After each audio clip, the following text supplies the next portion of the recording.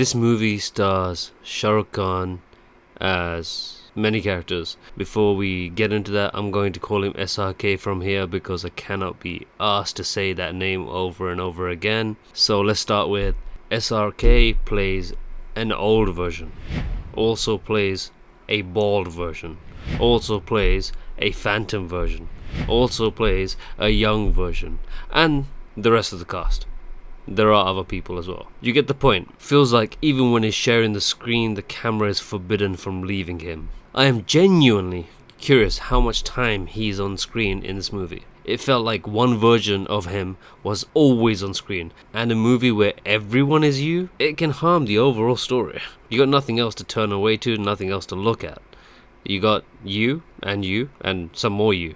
Jawan's trailers were also so confusing. I was trying to understand what the premise of the story was. I really couldn't make sense of the trailer at all. I'll break it down for you without spoiling it for you. The main character is some sort of warrior for equality or kind of freedom fighter. Someone who takes extreme approaches to deliver justice. Along with that, there is a love interest, there is a villain, and there is the social messages. Before we go into how it was executed, let's break down the cast. We have to start at SRK, because there's so many of him. I'm going to start calling them old, bald, phantom, and uniform. So the old one is actually my favourite. Weird what works when you act your age. Even if it is a super spiced action version of yourself, it works because you look the part. When he plays the old version, is probably my best version of him. Then you get the bald version, and this is probably my least favourite. His head looks abnormally big. Because of the makeup used, because of the approach, he looks like Dexter in the episode where his brain goes huge, or he looks like Alien. Like, it looks unnatural. He should have just shaved his head. Would have been better. There's a purpose to the story why his head looks the way it does, but I don't know, it's so weird to look at.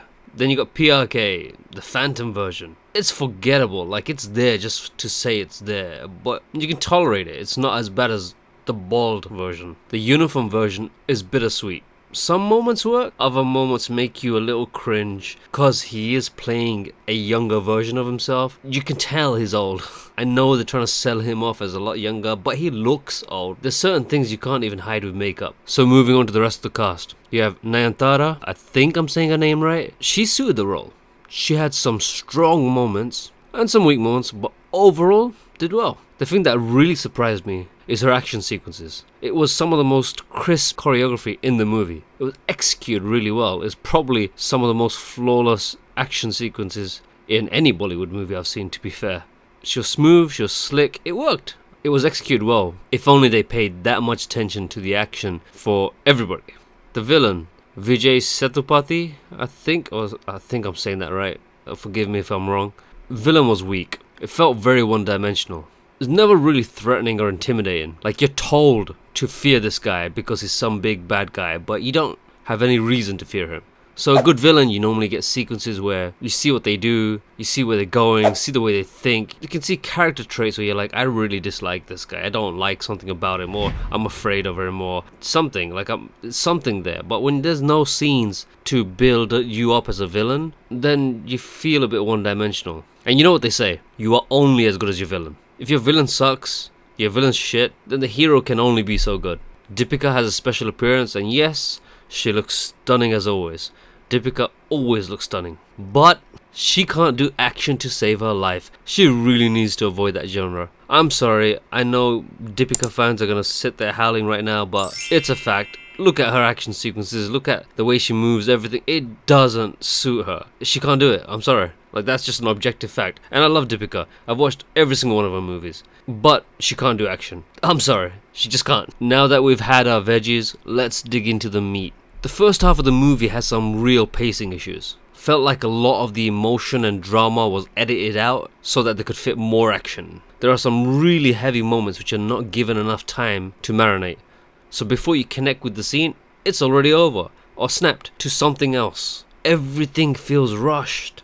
It feels like the movie's in fast forward. It felt more like a YouTube short where they were trying to just get the point across rather than build a story. The first point that I just made about pacing actually affects the second point as well. The chemistry between SRK and every girl in the movie, like, just non-existent. That's not because they tried and failed. It's because they didn't even try. They didn't give them any small talk, any shared moments, like those little things that you might find cheesy, but builds your interest in the couple. Also shows you their chemistry, helps you root for them because you're invested in this couple. But if they get no kind of build up, it's hard to see them as a couple, it's hard to root for them, it's hard to care about them. The pacing also made it feel like what you did get was rushed. A good example of something done right, even if you don't spend a lot of time, is if you look at Disney's Up. They don't spend a lot of time in the beginning, but in those couple of minutes, they make you see their life, invests you in the couple.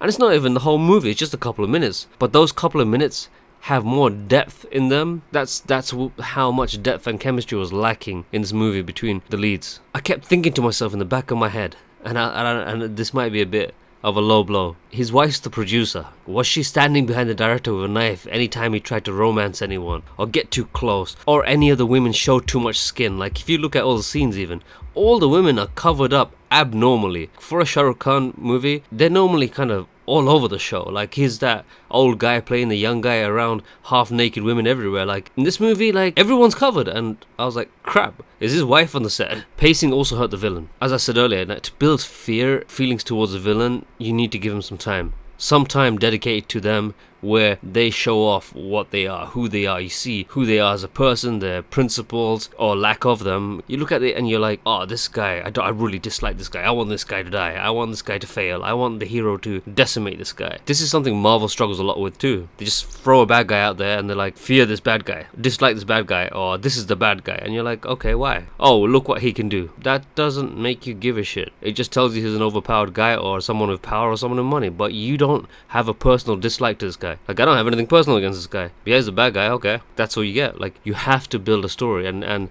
you have to build character. And I want him to be defeated, and when he is defeated, there is a payoff. There's a feeling of satisfaction. You don't get that feeling of satisfaction when you don't give a shit. I know it sounds really negative so far, but it's not all doom and gloom. There are a few good things too. The songs are all great, at least good at worst. Some of them are earworms, and some add weight to the moment. But as soon as the song's over, you snap to a new scene, leaving behind the point of the song. I really like that song, but it feels disjointed from the movie. The second half of the movie, the pacing is actually a lot better. Then you start to see the identity of the movie. It feels like a popcorn action movie. You have your moments where you have a good chuckle, the moments that you're cheering, and the moments there are moments you cringe to. Yeah, there are cringy moments too. Just a little. Just as the story starts to pick up, you're getting invested, you're like, okay, this is getting good now. We'll reach the climax. And it is a little weak. Yeah, there's a few bits of decent action there, but you didn't feel like any major payoff. You kind of like predicted a lot of what would happen from like half an hour ago. Like, it was very predictable. And then there's that big monologue. I don't understand the point of that. People watch the movie, they get the moral of the story. You don't have to spell it out like that. It felt like I was watching a political speech from like Tony Blair or something. I was sitting there going, shit, is there an election coming up? What the fuck's going on? The CGI has come a long way. Still, some moments that CGI seems a little raw. Oddly enough, it wasn't in the moments that I was expecting. Like, I was expecting CGI to look off in some of the big moments. No, it's the simpler moments. One of them is the belt. I was looking at it, I was going, what? That looks so CGI. Why would they get it right everywhere else and then mess up on the small, simple ones? This is a pure action flick. That's what it is. And if you see it that way, you'll actually enjoy yourself. I mean, they should have just scrapped the romances because they never gave it enough time to be useful. It just felt like tofu. Like, it saved you from starving to death, but you were never really satisfied. It's like pointless. Like, you threw that in there just to sprinkle a little romance in there, but you didn't give us enough for it to mean anything. So it's just, I don't really care about it. So yeah, they should have just gone pure action, and that would have been okay. If anything, some of the things they've added, half-assed, actually hurts the movie a little because it's not done right. For all the things that work, there's equally as much that didn't work. Which is a shame, because it was always right near the potential. Right at the doorstep of being great. Always just a little shy of it, so it ends up either becoming okay, good, or less. Most of the time it was right there, almost there, where you're like, this could be really good. This is really sad. Or this is really heavy. Or this is really happy. And then you just like, snap, moment's gone. You can't get fully invested.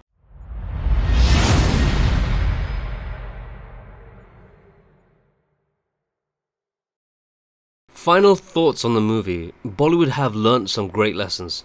Their action's starting to get closer to Hollywood levels, and even the CGI is starting to look really good. But, and there's a big but, it feels like they traded all their great lessons, the lessons they learned over decades. They do romance and drama at a world-class level, like nobody can compete with the level of romance and drama Bollywood can produce. But it seems like they're trading all those lessons just to learn a little bit of action and a little bit of CGI. Instead of going, this is what we do great, let's build on top of it. They're getting rid of some of the things and leaving behind some of the things that made them great for some things that are like switch your brain off. These things are nice top-ups, but they can't be the main course all the time. They're good to have here and there, but you need stuff around it. It's a side, it's not a main course. Even every action movie has a lot around it. And if you want to be pure action, that's fine. Sell it as that, as a pure action movie. And it'll be fine. But you can't sell a movie where you're meant to be emotionally invested and feel all of these things and not really ever let any of those things develop. Bollywood are normally quite good about that. Masala films have always been great at that. Like, you're looking at it and like the action's like over the top, sometimes cheesy,